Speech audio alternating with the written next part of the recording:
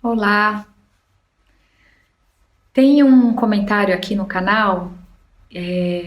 não sei se é de uma mãe, de uma cuidadora, de uma tia, de uma avó, mas que a criança está acima do peso e que come só, o termo usado foi porcaria. Nesses casos, sabe, quando vem uma criança acima do peso no consultório, isso para mim e para qualquer outro profissional nutricionista, dificilmente a gente consegue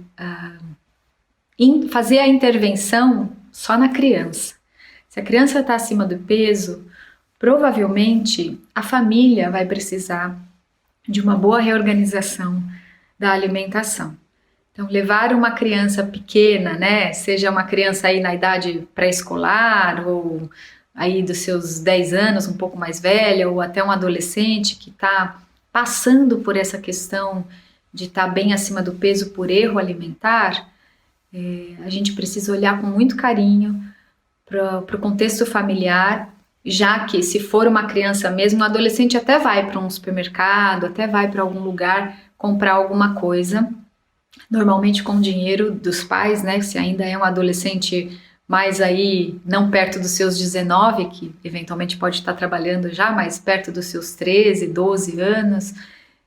ainda depende dos pais para ter recurso financeiro para ir até um estabelecimento comprar alguma coisa. Mas os menores não. Os menores só acompanham os pais nas compras e às vezes fazem aquelas carinhas, né, apelando para a compra de determinado item que não são muito saudáveis. Então, se você que está assistindo ao vídeo ainda tem criança muito pequenininha, eu encorajo você a levar essa criança em feiras, levar nos sacolões, estimular em casa para ela olhar os alimentos, pegar nos alimentos, até antes de preparar o alimento junto, para criar esta cultura de contato com um alimento natural, um alimento que veio da terra, as suas cores, os seus cheiros, os sabores todos. Se a criança é um pouco maior, realmente, e a situação é essa, né, de estar acima do peso porque está comendo muita coisa, vai dar um pouquinho de trabalho, mas a gente precisa ser perseverante, porque amar o filho é dizer, às vezes a gente diz não para o filho, né,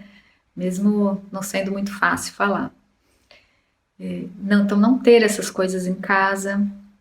e não fazer acordos com a criança para quando for ao supermercado, fazer alguns acordos mesmo e não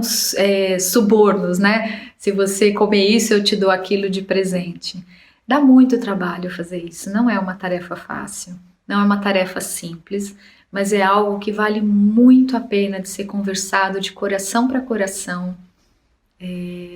da forma mais simples e direta para explicar, que dificilmente uma criança vai entender que se ela comer batata frita de pacote, que ela pode ter diabetes lá na frente ou ter uma pressão alta lá na frente, porque ela nem sabe o que que é isso. Então dá muito trabalho, porque os argumentos que a gente precisa utilizar são muitos e às vezes alguns deles não são ainda compreendidos ou compreensíveis.